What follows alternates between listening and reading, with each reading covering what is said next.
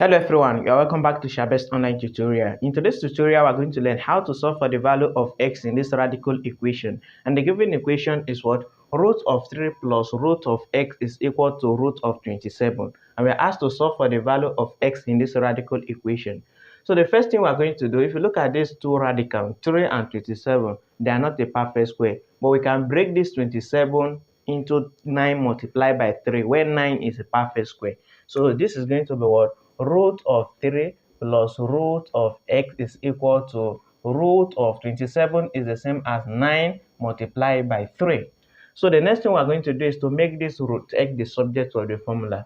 We're going to have root of x is equal to, we have root of 9 multiplied by 3. According to one of the property of sort, this can also be written as what? Root of 9 multiplied by root of 3. We can only separate when it is multiplication, but in the case of plus or minus, we cannot separate them like this.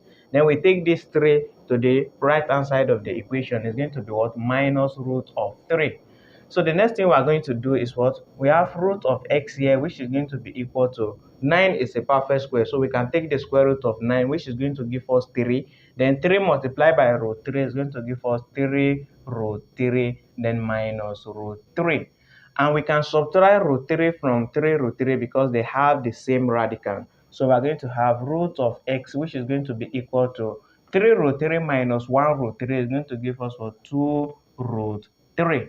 So the next thing we're going to do is to square both sides of the equation in order to remove the square root. Then we square the left hand side, also we square the right hand side. This square is going to cancel out the square root. X now will be equal to, in this case, 2 is multiplying root 3. So this is multiplication. So this power here is going to affect both the 2 and root 3. This can only work only if the term in the bracket is multiplication. But in case of addition, the power will not affect each term in the bracket. So in this case, now we're going to have 2 raised to the power of 2, which is 2 multiplied by 2. We're going to have 4.